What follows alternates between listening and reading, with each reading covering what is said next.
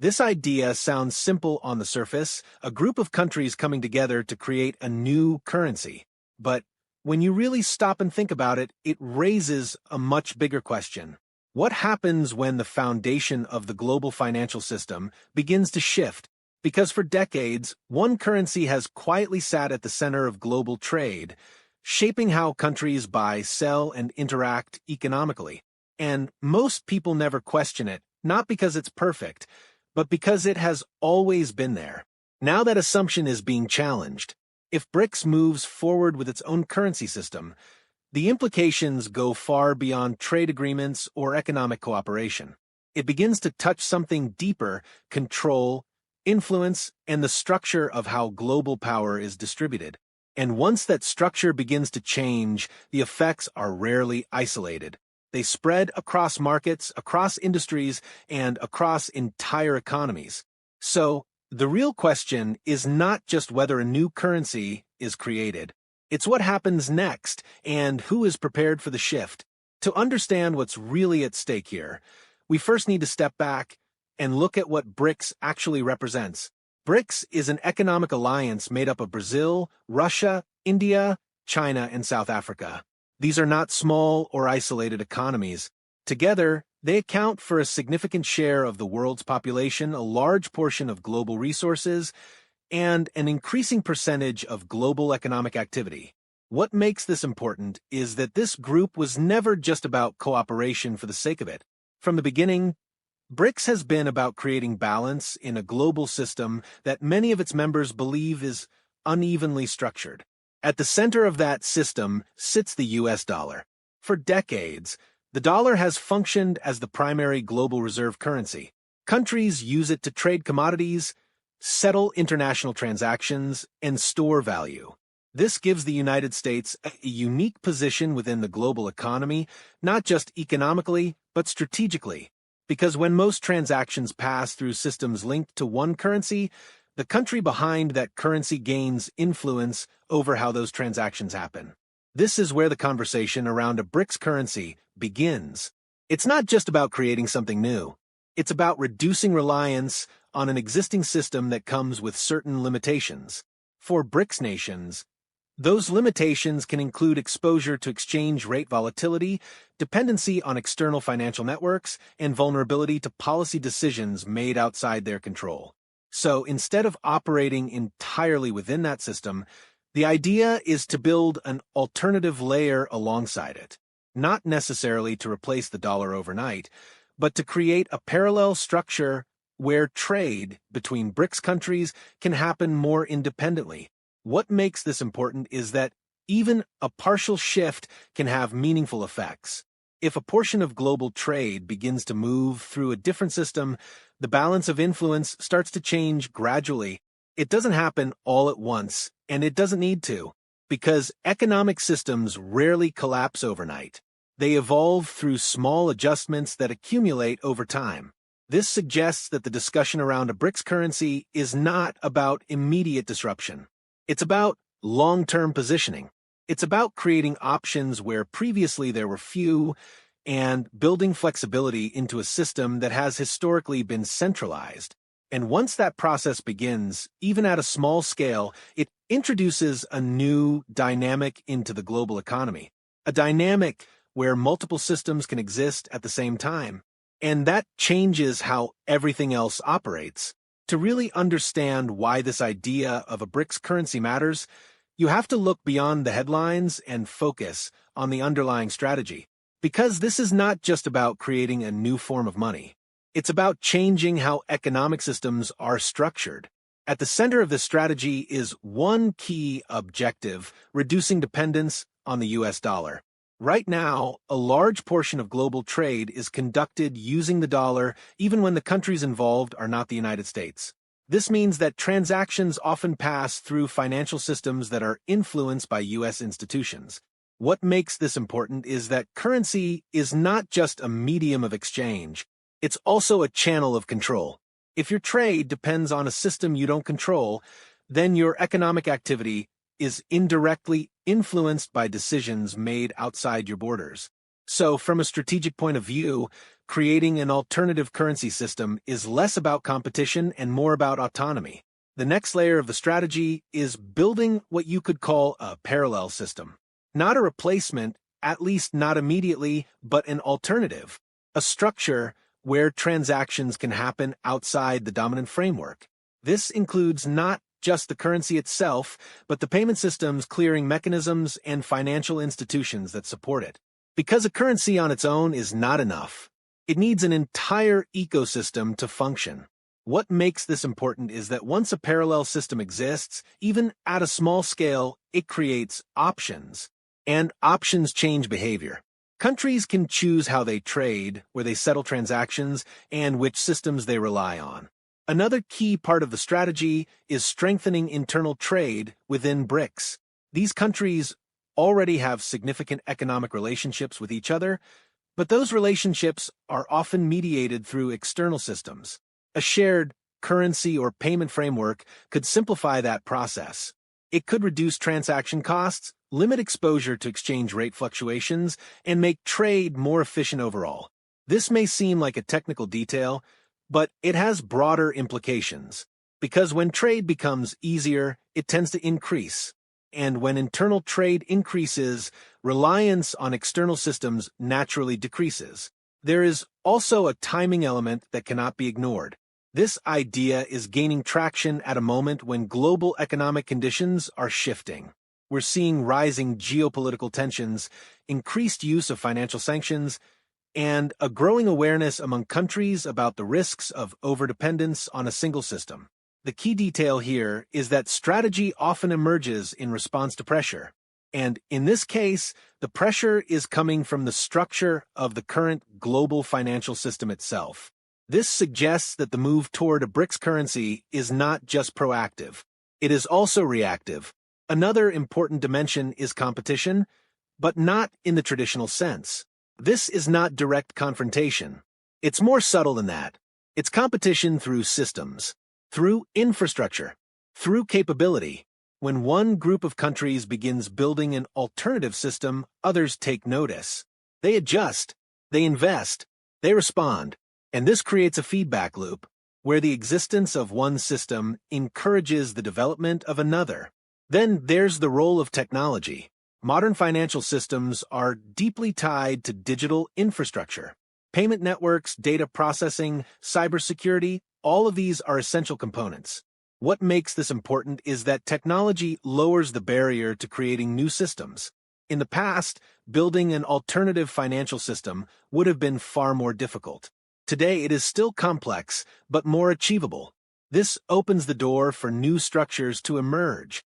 And finally, there is the long-term perspective, because strategies like this are not measured in months or even years.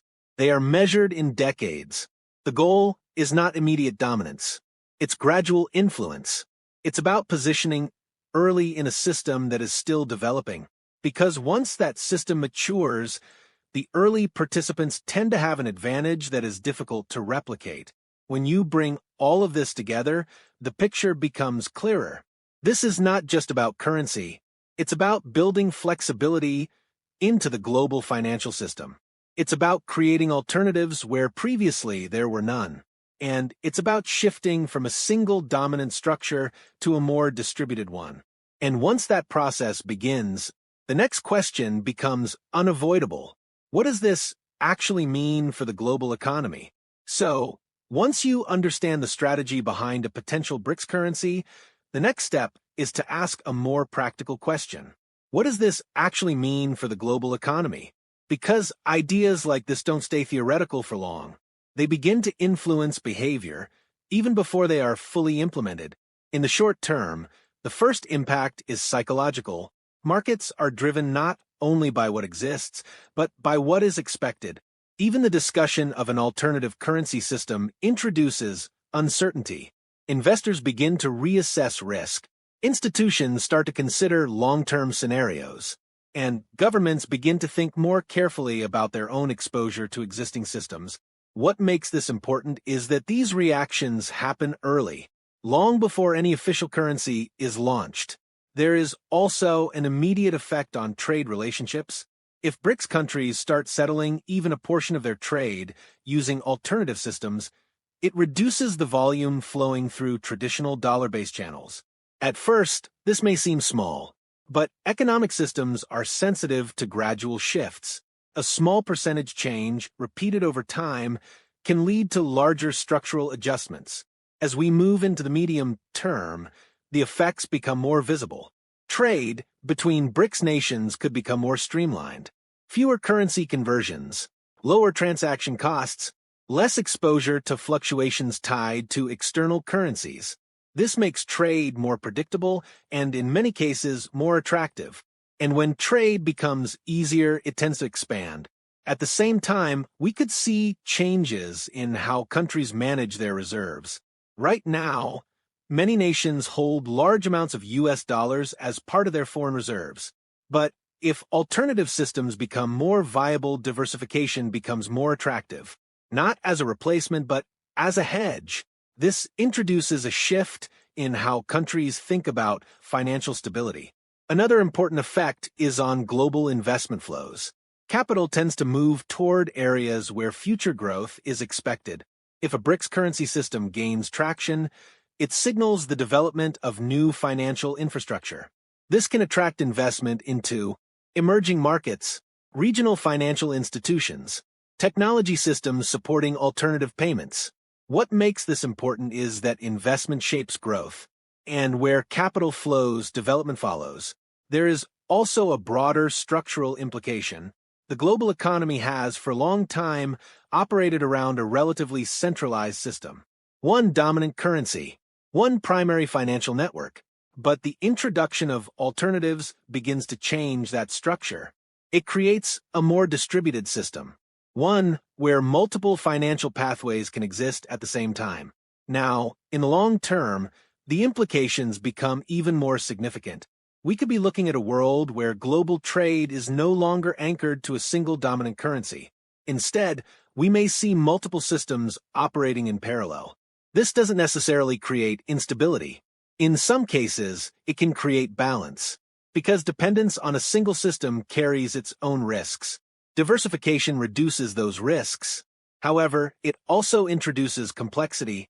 More systems mean more coordination is required, more standards, more agreements, and more potential for friction.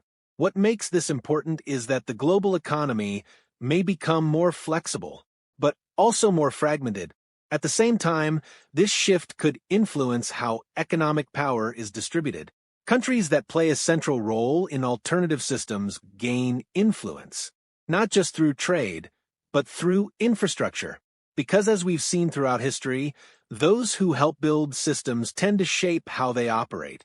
For everyday people, these changes may not be immediately visible, but over time, they can influence prices of goods, availability of products, stability of currencies, access to financial services, because global systems eventually translate into local realities.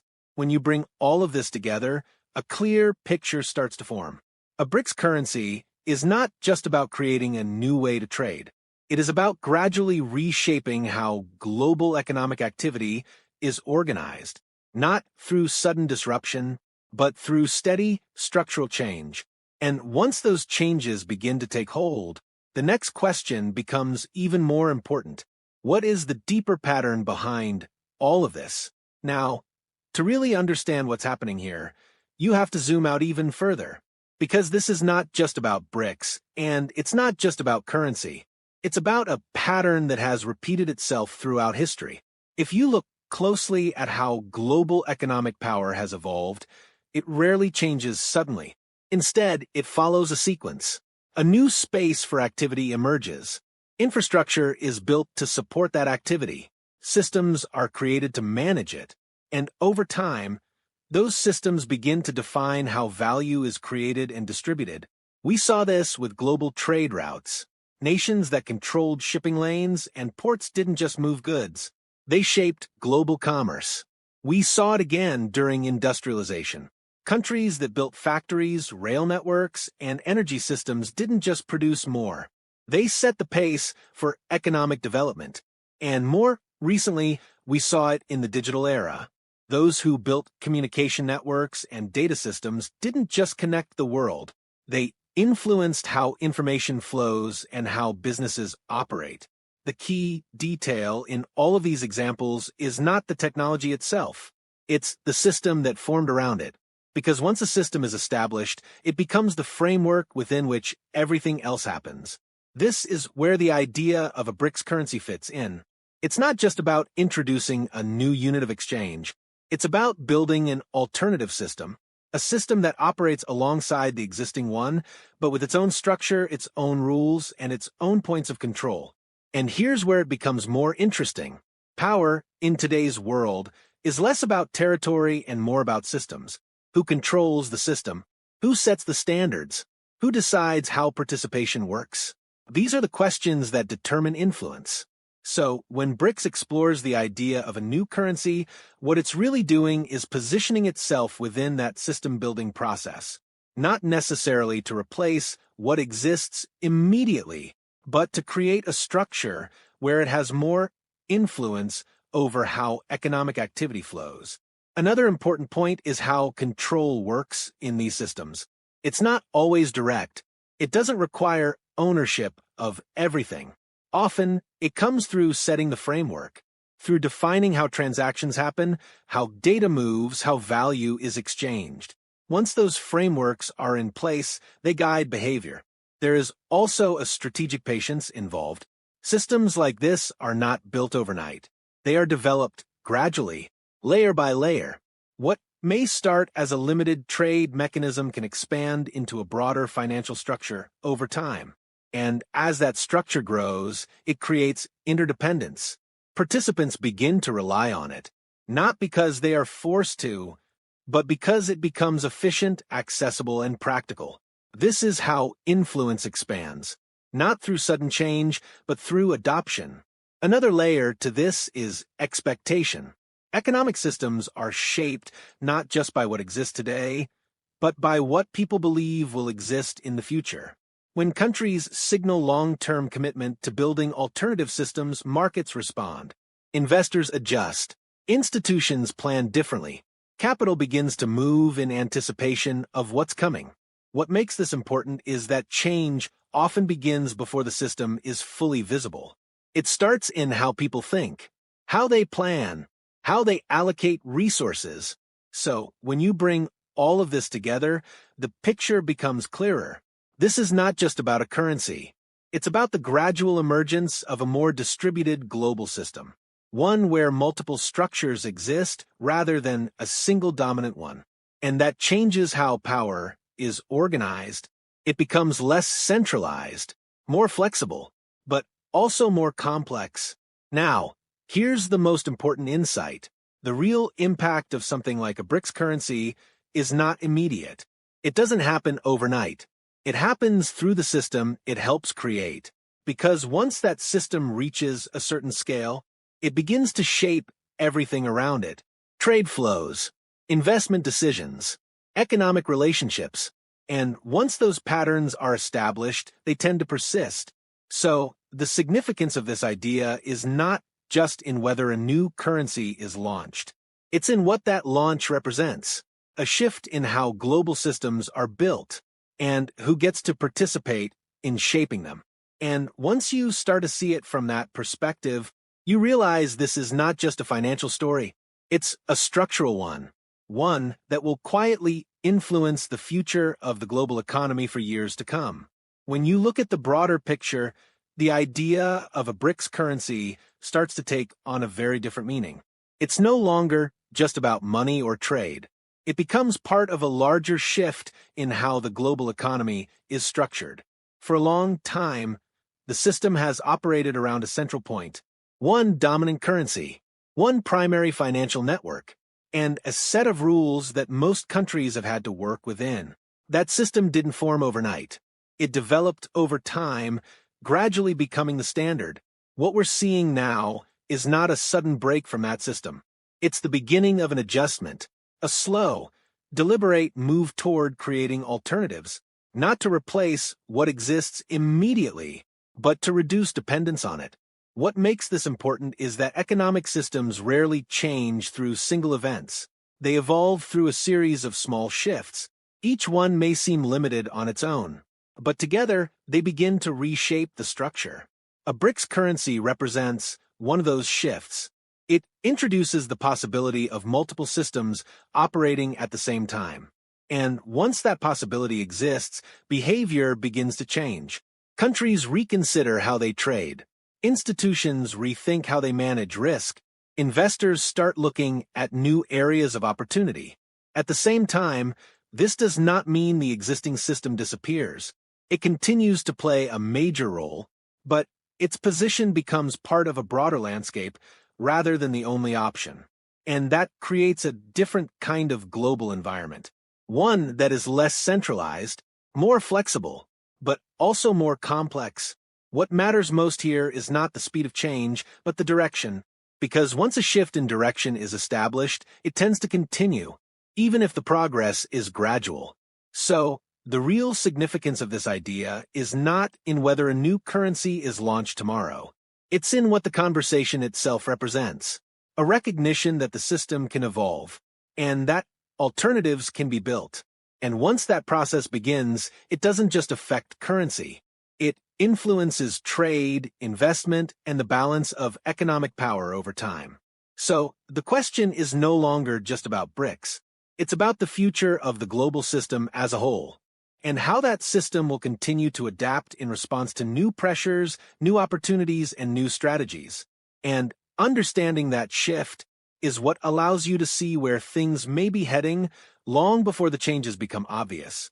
If you find this kind of breakdown useful, and you want to better understand the deeper systems shaping global economics, technology, and power, then consider subscribing to Professor Nexus Intelligence.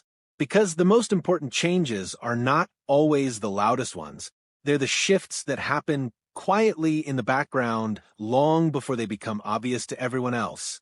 And in the coming videos, we'll continue to explore those shifts, not through headlines or speculation, but by looking at the patterns, the structure, and the logic behind them. So, if that's something you want to stay ahead of, stay connected.